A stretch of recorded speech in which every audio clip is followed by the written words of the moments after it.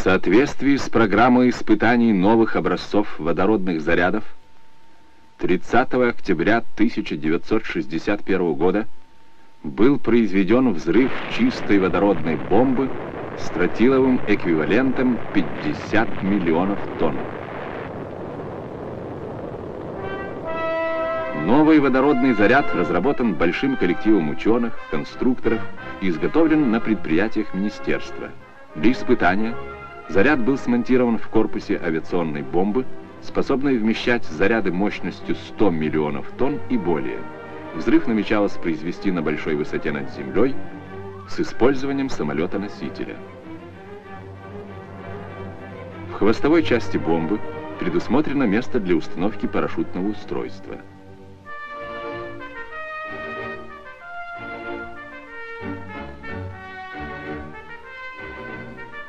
Для транспортировки в собранном виде изделие было помещено в особый железнодорожный вагон.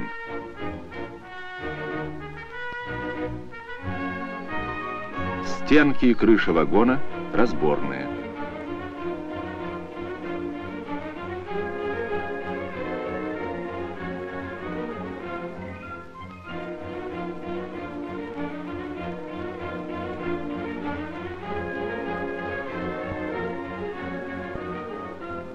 К месту назначения изделие было направлено специальным поездом.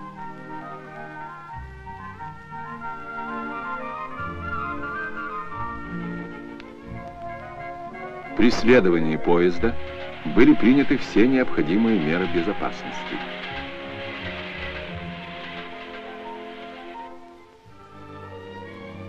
Для подготовки бомбы к испытаниям и подвески ее к самолету был выбран один из аэродромов дальней авиации военно-воздушных сил, расположенный на Кольском полуострове.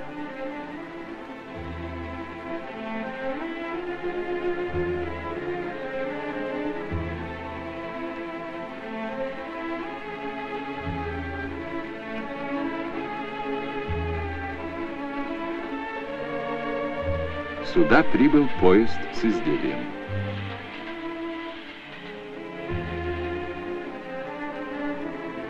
На железнодорожной станции аэродрома хорошо оборудованная погрузо-разгрузочная площадка.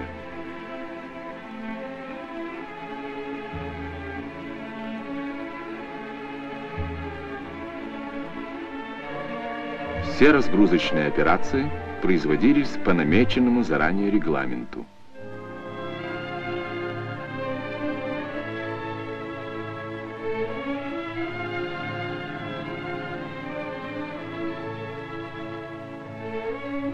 После завершения разборки вагона к железнодорожному составу подан автомобильный поезд. И изделие было перегружено на автоприцеп для дальнейшей транспортировки.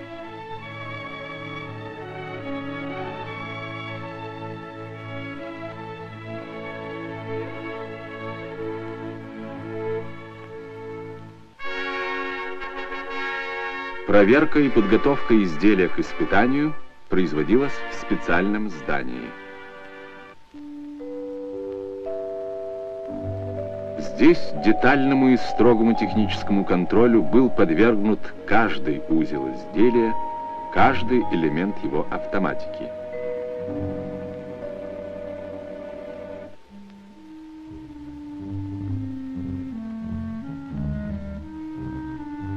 В момент срабатывания заряда имеют значение даже миллионные доли секунды. Поэтому элементы автоматики, телеметрические датчики и передающие устройства должны быть настроены на заданную программу с абсолютной точностью.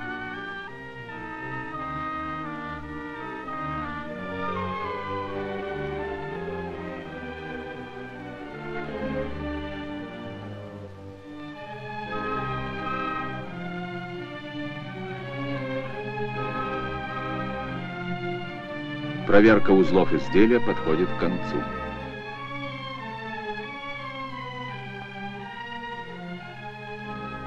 Устанавливаются на свои места съемные части бомбы.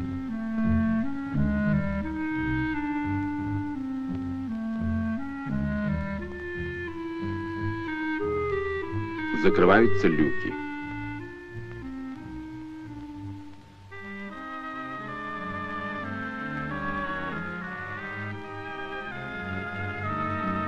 Последний общий осмотр.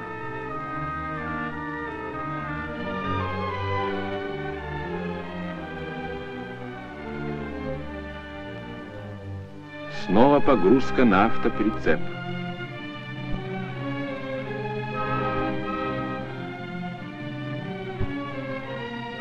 Бомба подготовлена для вывоза на подвеску.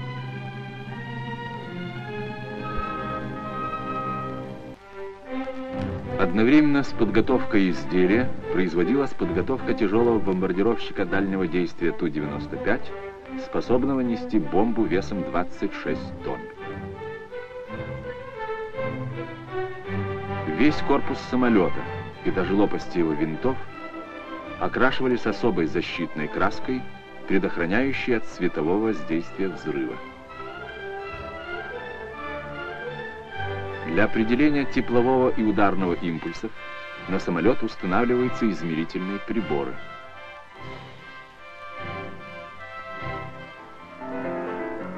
Специально оборудованный самолет-лаборатория должен сопровождать самолет-носитель. На борту этого самолета были размещены приемная радиотелеметрическая аппаратура, самописцы давления ударной волны,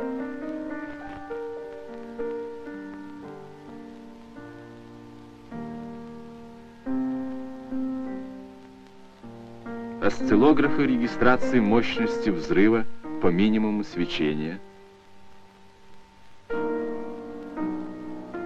аппаратура для записи показаний приборов на магнитную ленту.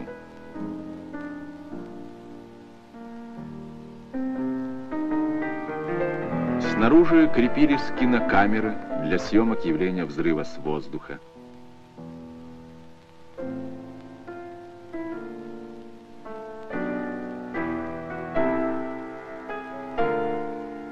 Устанавливались калориметры для замера тепловых потоков.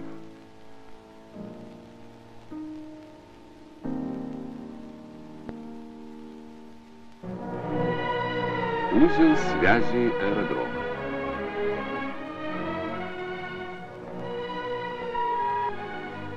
В его сооружениях пункт радиотелеграфной связи.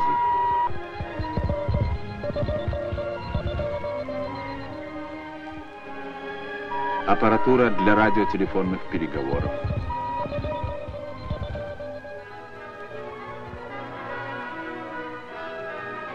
Автоматическая радиостанция – одна из самых мощных на севере нашей страны. Все это позволило организовать систему надежной дублированной связи между пунктами, обеспечивающими проведение испытания, которые находились на значительном расстоянии друг от друга.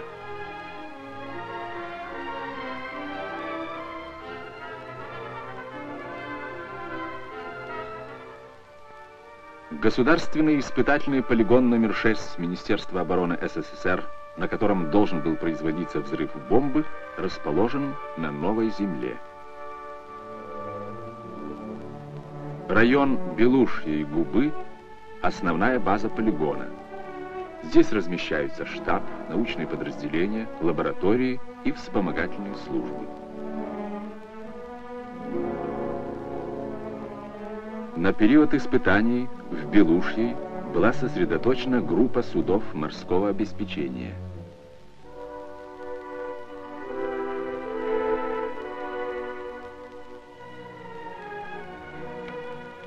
Объединенный командный пункт руководства испытанием находился в подземном сооружении. Здесь большой радиотелеграфный и радиотелефонный узел. В его задачу входило поддерживать двустороннюю связь с пунктами, расположенными на территории полигона, с аэродромом на Кольском полуострове, с самолетом-носителем во время его полета. Расстояние от командного пункта в Белушьей до опытного поля 260 километров.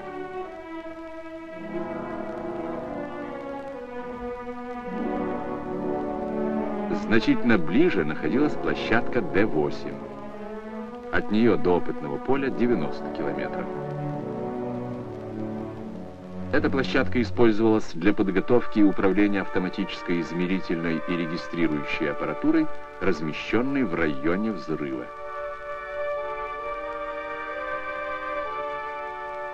Средством сообщения между площадкой Д-8 и опытным полем служили военные корабли.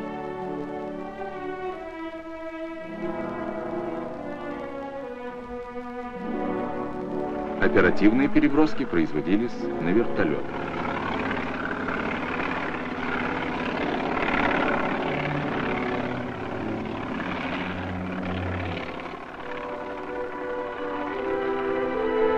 Площадка для сброса бомбы была выбрана в той части Новой Земли, где характер местности создавал наилучшие условия безопасности взрыва.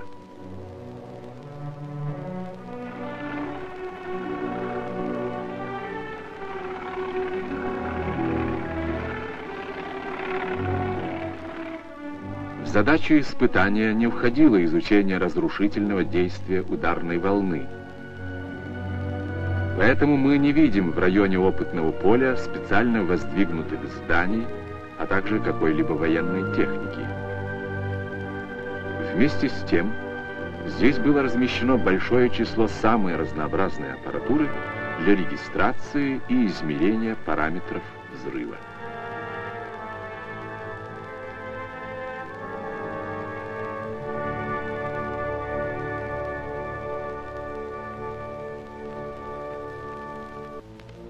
В 17-20 километрах от центра площадки в наземных металлических сооружениях устанавливались фотокамеры,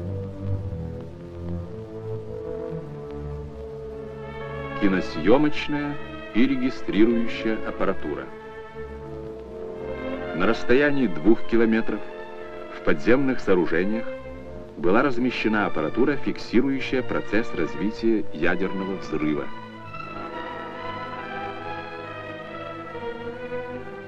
Осциллографы записи коэффициента размножения нейтронов. Измерители интервалов времени срабатывания автоматических устройств заряда. Управление аппаратурой, установленной в сооружениях опытного поля, производилось автоматически по радио. Радиосигналы поступали с площадки Д-8, где в подземном сооружении находился командный пункт службы автоматики поля.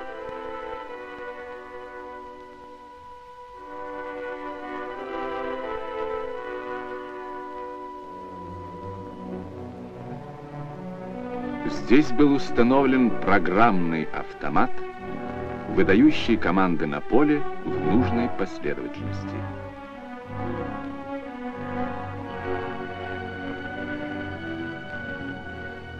Как же проходил основной этап испытаний? До взрыва осталось несколько часов.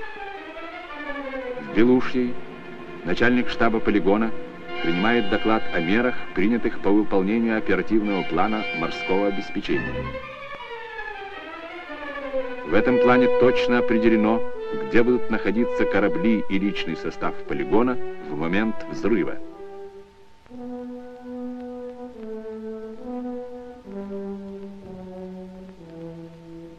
Подготовка опытного поля закончена. Производится полная эвакуация личного состава и кораблей в безопасную зону.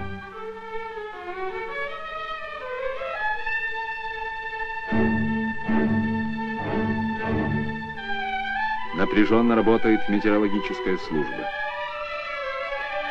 Составляется карта прогноза погоды.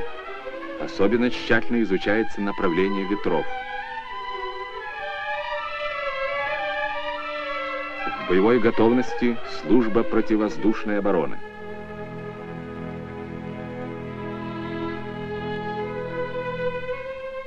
Опасный район покидают последние суда.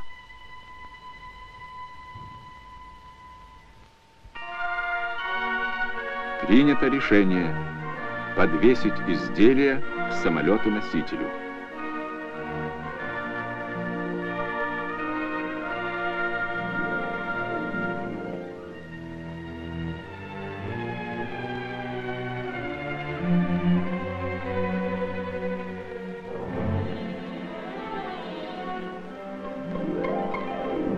Подвеска бомбы такого размера и веса не совсем обычное дело.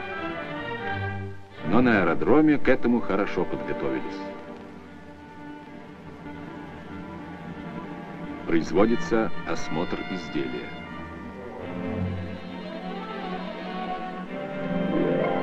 Особенно тщательно проверяется укладка парашютной системы. От надежности ее работы зависит безопасность экипажа самолета-носителя.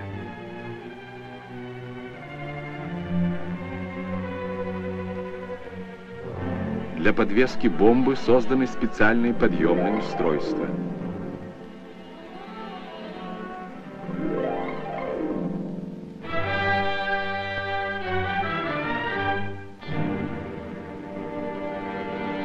Подъем изделия к самолету идет плавно и равномерно.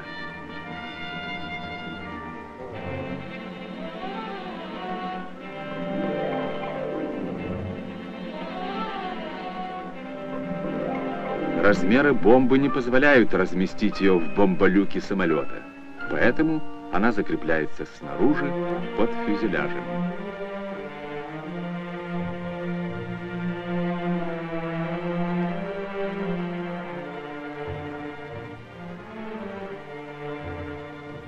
Заседание Государственной комиссии по проведению испытаний. Производится оценка общей обстановки, складывающейся в районе испытания к назначенному времени взрыва. Окончательно уточняется трасса и условия полета самолета-носителя. На новой земле еще раз проверяются условия безопасности от последствий взрыва для районов, расположенных вне территории испытательного полигона. Анализ данных, из которых складывается общая обстановка к моменту взрыва, дает уверенность в том, что распространение ударной волны будет ограничено, а зона возможных разрушений у земной поверхности минимальной. Утро 30 октября. Носитель готов к старту. Последний инструктаж экипажей.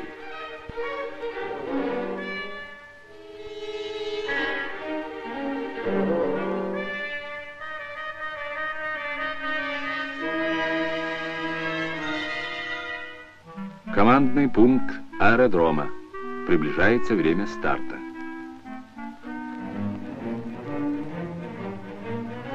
Разрешен запуск моторов. Заработали турбовинтовые двигатели.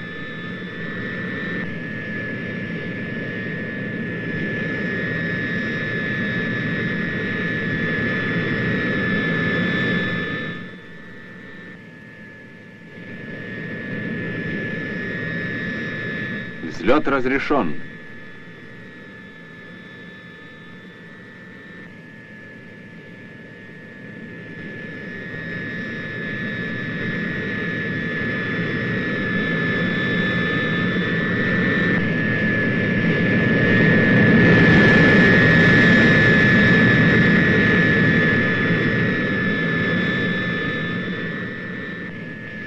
Следом за носителем в воздух поднимается самолет-лаборатория.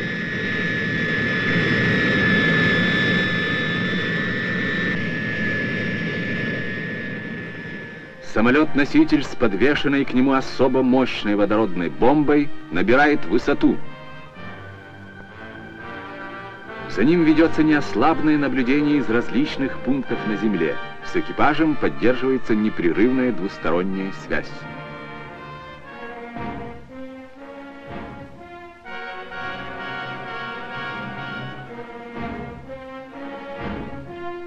Десятки локационных станций противовоздушной обороны следят за общей обстановкой в воздухе.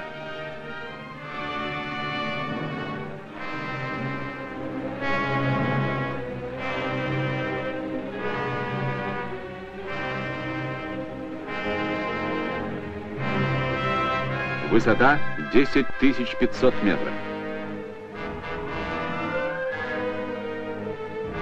Экипаж самолета-носителя отлично подготовлен к выполнению ответственного боевого задания.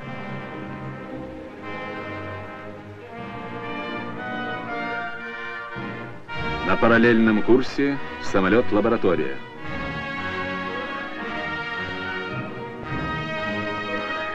Точно следуя намеченным курсам, самолеты приближаются к новой Земле.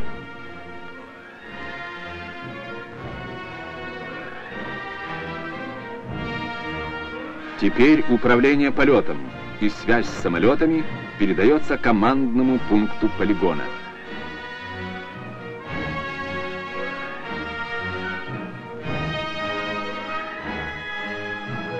Сюда поступают доклады экипажей о ходе полета. Отсюда, по условным таблицам, передаются команды на самолет-носитель.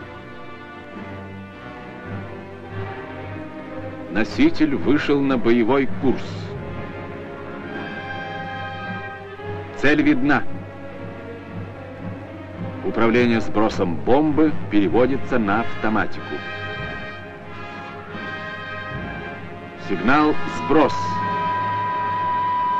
На Д-8 включается программный автомат аппаратуры опытного поля. «Сброс».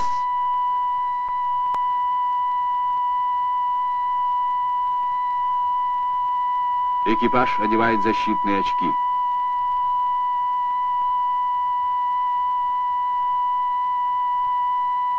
Программный автомат принял сигнал «Сброс» и выдает команды запуска аппаратуры опытного поля. Точно по расчету сработала парашютная система.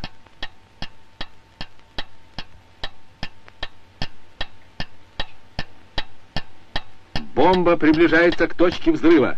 Высота 4000 метров. Осталось 3 секунды. 2, 1, 0.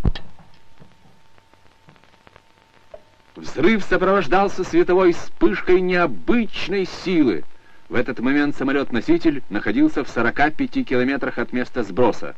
Вспышка и последующее свечение, несмотря на сплошную облачность, были видны в радиусе до 1000 километров.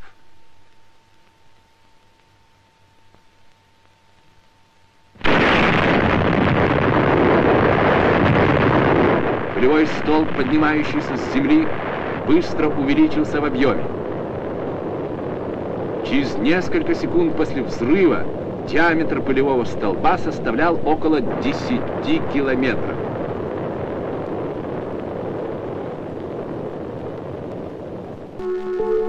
В это же время с самолета, находившегося в 250 километрах от точки взрыва, был виден огненный купол из раскаленных продуктов взрыва. Он медленно поднимался вверх, увеличиваясь в объеме.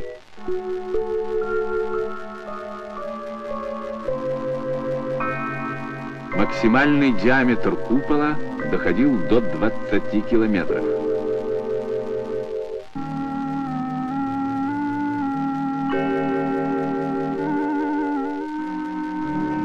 Пронизав несколько слоев сплошной облачности, огненный купол через 40 секунд после взрыва достиг высоты 30 километров.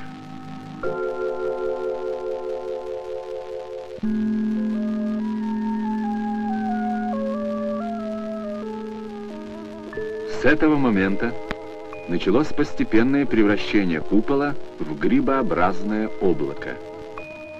Увеличиваясь в размерах, облако медленно поднималось вверх.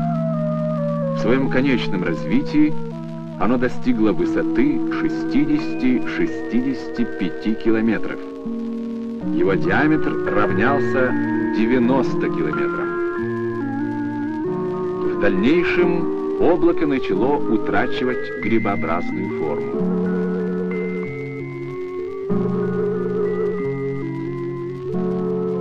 В этот период диаметр его основания был равен 70 километрам, а диаметр ножки 26-28 километрам.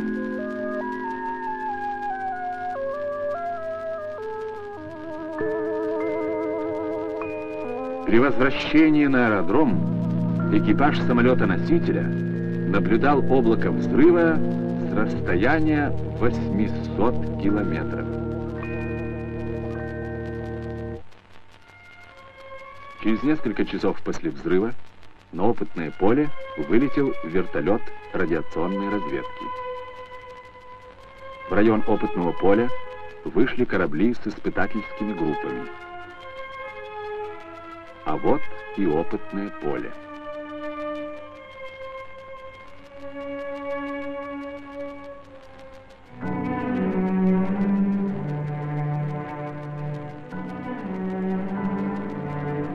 Перед посадкой вертолета проверка на радиоактивность.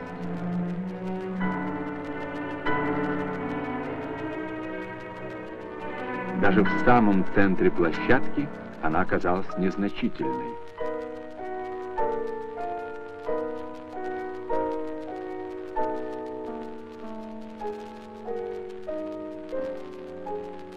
Испытательским группам полигона разрешен выезд в поле.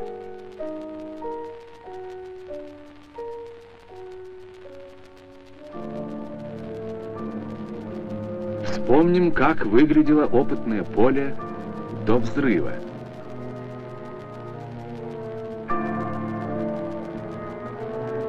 Теперь его вид сильно изменился. На десятки километров вокруг опаленная взрывом земля.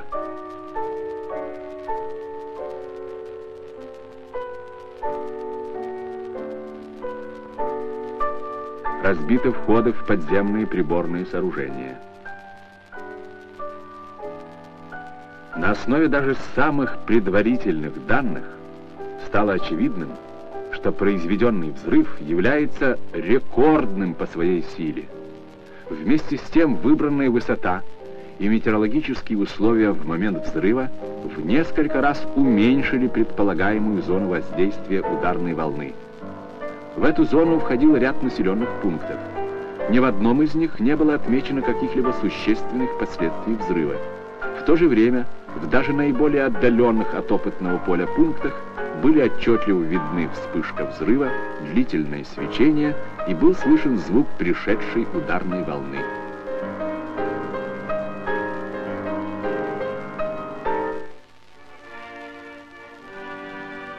Вся регистрирующая измерительная аппаратура на опытном поле сработала нормально.